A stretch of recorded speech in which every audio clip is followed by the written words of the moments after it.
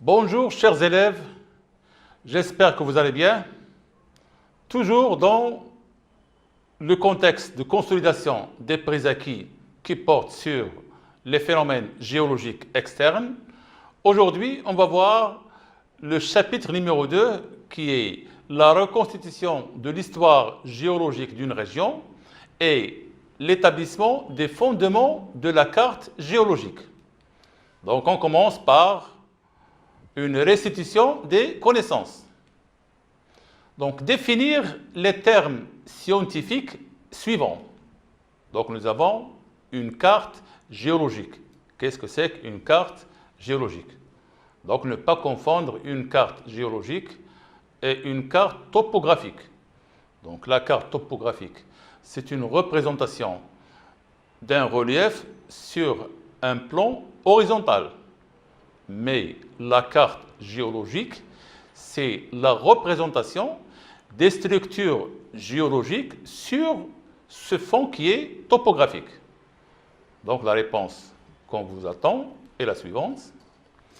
La carte géologique est une représentation sur un fond topographique, c'est-à-dire sur une carte topographique. Donc c'est une représentation des différentes formations géologiques qui affleurent à la surface du sol ou masquées par des formations superficielles récentes, à savoir le sol, les végétaux et les alluvions. Donc, deuxième terme scientifique, cycle sédimentaire. Donc, qu'est-ce que c'est qu'un cycle sédimentaire? Donc, le cycle sédimentaire désigne la période comprise une transgression, c'est-à-dire une grande avancée de la mer sur le continent. Donc, ça s'appelle une transgression marine. Et une régression marine, c'est-à-dire un grand retrait de la mer du continent. Donc, la période qui regroupe une transgression plus une régression marine forme ce qu'on appelle un cycle sédimentaire. Passons maintenant au deuxième type de question. Donc, pour chacune des propositions de 1 à 4, cochez la seule suggestion correcte. Donc, nous avons comme proposition le fossile de faciès permet de. Nous avons 4 suggestions. La première, c'est le fossile de faciès nous permet de connaître l'âge relatif des couches géologiques. Ou deuxième, c'est connaître l'âge absolu d'une couche géologique. Troisième, c'est connaître le milieu de dépôt. Quatrième, c'est connaître le mode de transport des sédiments. Donc, pour les fossiles, on a 2 types de fossiles. Nous avons vu un fossile de faciès et un autre qui s'appelle fossile stratigraphique. Donc le fossile de faciès, il nous renseigne sur le milieu de dépôt. Mais le fossile stratigraphique nous renseigne sur l'âge. Donc ici nous avons fossile de faciès, donc pour assez faux. Pourquoi faux? Car cette proposition nous renseigne sur l'âge. B aussi, c'est faux, car il nous renseigne sur l'âge. Mais C est vrai, car il nous renseigne sur un milieu de dépôt. Et D, c'est faux, car il nous renseigne ici sur le mode de transport. Pour deuxième proposition, donc une transgression marine est une. Donc, est-ce que c'est une marée basse? Est-ce que c'est une marée haute? Est-ce que c'est une grande avancée de la mer sur le continent ou un grand retrait de la mer sur le continent? Donc, une marée basse ou marée haute, c'est faux, car une marée, donc, c'est un phénomène qui se déroule pendant une journée, alors que la transgression demande des millions d'années. Donc, c'est une avancée marine sur le continent, mais qui demande des millions d'années. Donc, le A, c'est faux. Le B aussi c'est faux, donc c'est une grande avancée de la mer sur le continent, donc c'est vrai. Et pour D, c'est un grand retrait. Donc, c'est l'inverse du proposition C. Donc, c'est faux aussi. Donc, la troisième proposition, la séquence régressive se caractérise par donc, un granoclassement longitudinal, un granoclassement transversal, un granoclassement croissant du bas vers le haut, un granoclassement croissant du haut vers le bas. Donc, lorsqu'on parle d'une série régressive, donc c'est une série, c'est un ensemble de roches qui se forment pendant une régression. Donc, c'est une série qui est négative et se caractérise par un classement des grains. Si on passe du bas vers le haut, on part du plus petit vers le plus grand. Donc, le A, c'est faux, car nous avons ici un classement qui est longitudinal.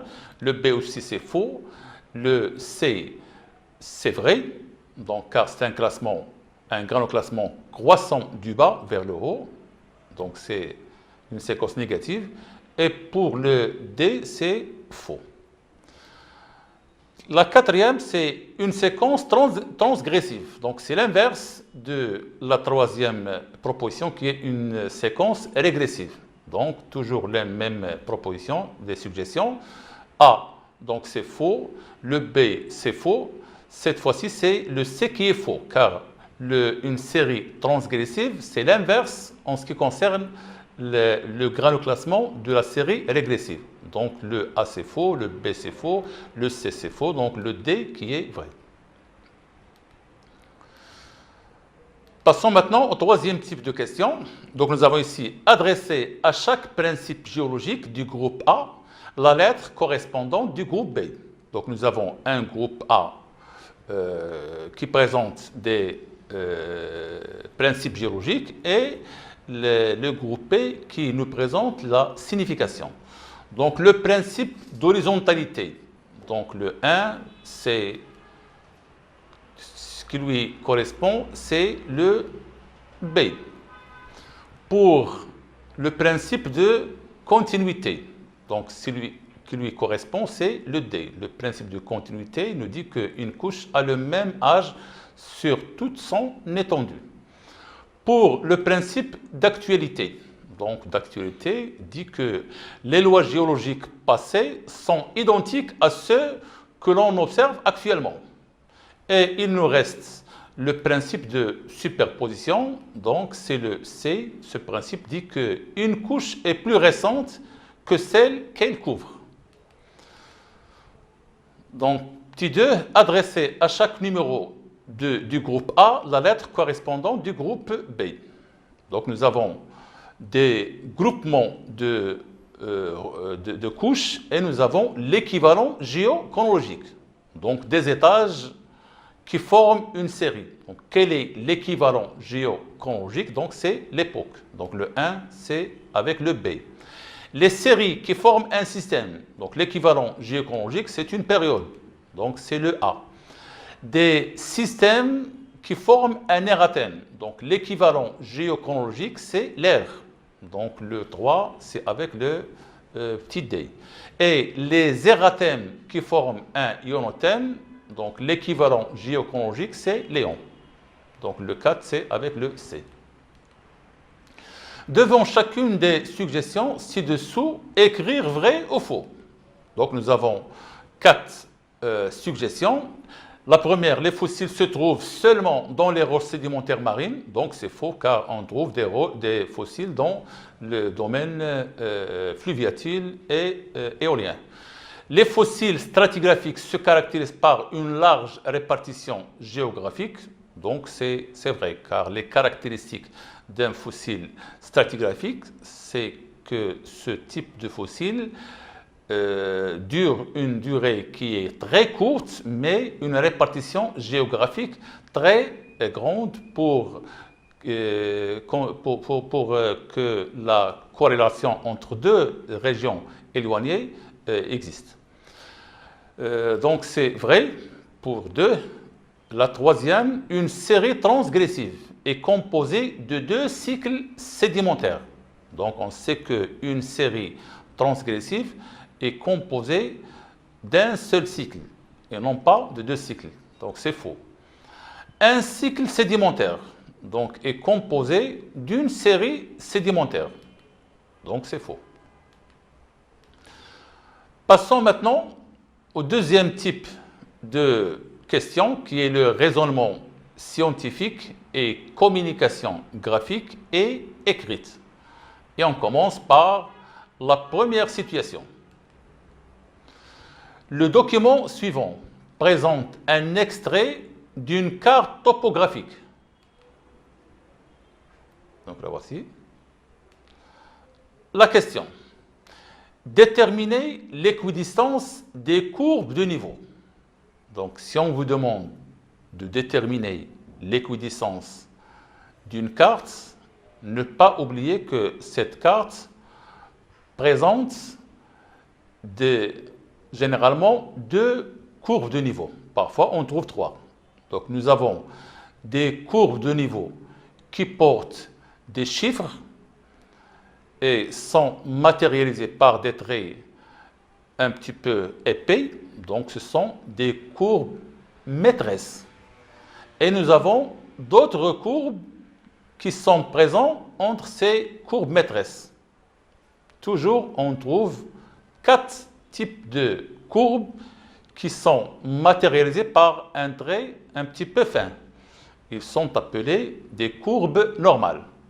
Et parfois, on trouve un troisième type de courbe de niveau qu'on peut matérialiser par des traits en pointillés. Donc, ce type de courbe de niveau, on peut le trouver dans des régions tabulaires, c'est-à-dire des régions qui se caractérisent par une pente très faible. Donc ici, on vous demande l'équidistance. Donc l'équidistance, on peut chercher la hauteur qui sépare deux courbes maîtresses successives. Donc dans notre cas, nous avons 500 et la courbe maîtresse suivante, c'est 400 ou 600. Ça veut dire entre deux courbes de niveau, la hauteur est de 100 mètres. Et entre ces deux courbes, on trouve 5 intervalles. Donc 5 intervalles qui proviennent de 4 courbes normales. Donc pour connaître l'équidistance, on divise la hauteur qui sépare deux courbes maîtresses par 5. Donc dans notre cas, nous avons 100 mètres. Donc 100 mètres divisé par 5, c'est 20 mètres. Donc cette carte est présente avec une équidistance de 20 mètres. Donc pour déterminer l'équidistance, on prend la hauteur qui sépare deux courbes maîtresses. Et on divise cette hauteur par le nombre de subdivisions qui existent entre ces courbes maîtresses. Donc généralement, on trouve 5 subdivisions qui sont causées par 4 courbes normales. Donc, dans notre cas, la hauteur qui sépare deux courbes maîtresses est égale à 100 mètres. Donc, 100 mètres divisé par 5 subdivisions, c'est 20 mètres. Deuxième type de question, c'est calculer la distance réelle qui sépare le point C du point D. Donc, pour répondre à ce type de question, donc on doit calculer la distance qui sépare le point C du D sur la carte. Et on doit prendre en considération l'échelle. Dans ce cas, nous avons une échelle qui est graphique. Donc la distance qui sépare les deux points sur une carte est multipliée par l'unité qui est représentée ou qui représente l'échelle graphique. Donc, dans notre cas, 1 cm sur la carte vaut 5 km sur le terrain.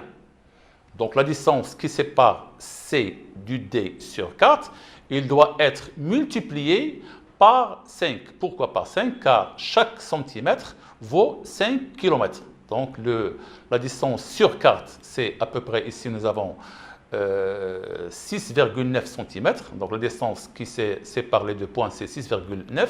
Et d'après l'échelle, nous avons 1 cm, il vaut 5 km. Donc la distance, c'est 6,9 fois 5. Il nous donne 34,5 km sur le terrain. Donc 6,9 cm sur carte, il vaut 34,5 km sur le terrain. Le troisième type de question qu'on peut vous demander est donner l'altitude approximative des points C et D.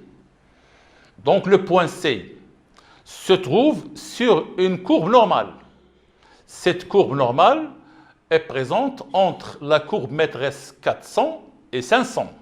Ça veut dire que le point C, sa hauteur est comprise entre 400 et 500.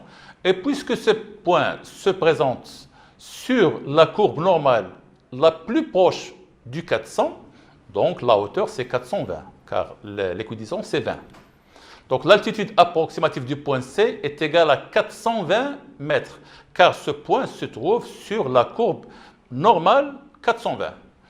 Et en ce qui concerne le point D, donc sa hauteur, c'est à peu près 630, car ce point se présente entre les courbes maîtresses 600 et 700. Et il se trouve entre la première et la deuxième courbe normale les plus proches de 600. Donc c'est à peu près 630 mètres. Le quatrième type de question, donc expliquer la différence du rapprochement des courbes de niveau entre la zone X et la zone Y. Donc dans la zone X, on voit que les courbes de niveau sont espacées. Donc si on prend une partie, la zone X, on trouve le nombre de courbes de niveau est réduit par rapport à la zone X, qui est plus étroite par rapport à la zone Y est plus étroite que la zone X, mais le nombre de courbes est plus élevé. Donc les courbes de niveau dans la zone X sont espacées et les courbes de niveau dans la zone Y sont serrées et trop rapprochées. Donc si les courbes de niveau sont très rapprochées, ça veut dire que la zone se caractérise par une pente qui est forte. Si les courbes de niveau sont espacées, sont éloignées, la pente est faible. Dans la zone X, les courbes de niveau sont plus espacées parce que c'est une zone à pente faible. Et dans la zone Y, donc les courbes sont plus serrées, c'est une zone à pente forte.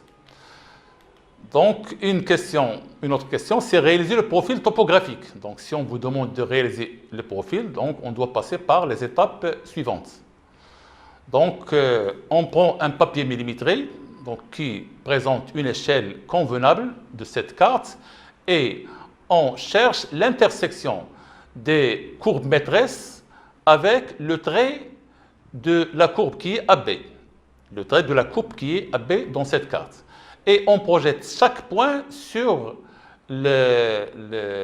l'altitude qui lui correspond. Donc, le point A, 500 sur la hauteur convenable, aussi les 400, le 500, le 600 et le dernier point. Donc après, on relie ces points par un trait à main levée et on obtient le profil topographique. Passons maintenant à la deuxième situation, la situation numéro 2. Donc l'étude stratigraphique de deux régions éloignées de quelques kilomètres a permis de réaliser les deux colonnes stratigraphiques, donc à savoir la colonne X et la colonne Y. Ci-dessous, les deux régions n'ont pas connu de déformation tectonique. Donc, vous avez ici une colonne X qui présente un ensemble de couches qui sont superposées et nous avons une autre colonne Y qui présente d'autres couches. Donc la colonne X comprend les couches A, B, C, D, E, F, G. La colonne Y comprend les couches sédimentaires A', B', C', D', E' et G'. Donc la première question est, en appliquant le principe de superposition, précisez l'âge relatif de la couche B dans la colonne X. Donc ne pas confondre l'âge relatif et l'âge absolu.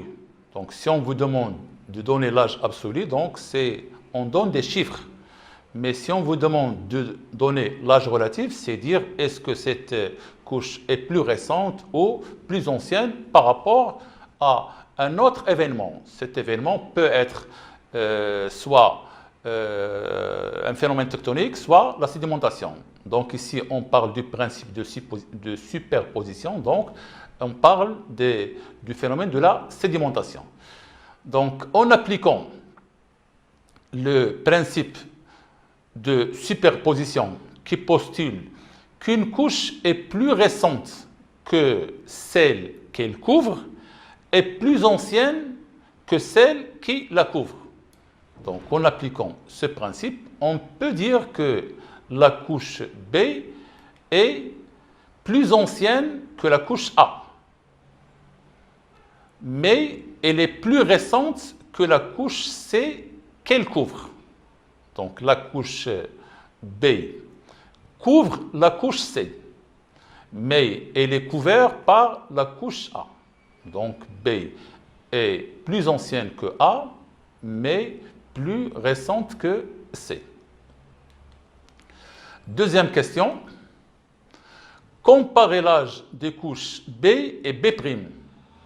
Donc B se trouve dans la colonne X, B' se trouve dans la colonne Y. Et justifiez votre réponse en précisant le principe stratigraphique utilisé. Donc, comme vous voyez, la couche B et la couche B' présentent la même composition lithologique. Et aussi, elles se trouvent dans le même niveau. Donc, puisque ces couches se présentent dans le même niveau et les zones ne sont pas trop éloignées, et ces deux types de couches présentent la même composition lithologique, on peut dire que la couche B' est la continuité de la couche B. Donc, ils ont le même âge. Donc, la couche B' de la colonne Y et la couche B de la colonne X se trouvent au même niveau et se ressemblent lithologiquement. Ça veut dire les composantes qui forment ces deux types de couches sont les mêmes. Donc la couche B représente la continuité de la couche B'.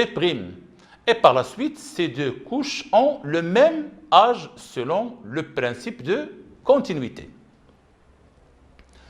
Donc passons maintenant au troisième type de question. Comparez l'âge des couches C et C'. Justifiez votre réponse en précisant le principe stratigraphique utilisé. Donc la couche C dans la colonne X comprend des composantes de point de vue lithologique différentes de la couche C'. Ça veut dire que la couche C et C' sont différentes de point de vue lithologique. Mais les deux couches sont limitées par les mêmes couches. Ça veut dire que la couche B est la continuité de B', la couche D est la continuité de D', donc les deux couches C et C', même s'ils sont différents de point de vue lithologique, mais ils sont limités par le même toit et le même mur. Donc, dans ce cas, même s'ils sont différents du point de vue lithologique, on peut dire que la couche C est la continuité de la couche C'. Pourquoi on dit que c'est la continuité? Car ils sont limités par le même toit et le même mur. Dans ce cas, ils ont le même âge, mais le principe, c'est un principe de variation latérale du faciès. Donc les deux couches se trouvent au même niveau, mais leur nature lithologique est différente. Et puisqu'elles sont limitées par le même toit et le même mur, on dit qu'ils ont le même âge, selon le principe de variation latérale de faciès. Donc, quatrième question. Comparez l'âge des couches E et E', justifiez votre réponse en précisant le principe stratigraphique utilisé. Donc, vous avez ici la couche E et E' sont différents du point de vue épaisseur, différents du point de vue lithologique, mais ils se ressemblent en ce qui concerne le contenu fossilifère. Ils renferment un fossile stratigraphique qui est l'ammonite. Donc dans ce cas, même s'ils sont différents du point de vue lithologique, mais lorsqu'ils renferment le même fossile stratigraphique, donc ils ont le même âge. Les deux couches E et E' n'ont pas la même épaisseur et se trouvent au même niveau, mais leur nature lithologique est différente. Et puisqu'elles renferment le même fossile stratigraphique, qui sont les ammonites, on dit qu'ils ont le même âge. Donc le principe utilisé dans ce cas, c'est le principe d'identité paléontologique. Donc la dernière question, la colonne stratigraphique Y montre une lacune stratigraphique entre la couche E' et G'. La question, c'est comment expliquer l'apparition de cette lacune. Donc, les causes des lacunes stratigraphiques d'après les géologues sont les suivantes.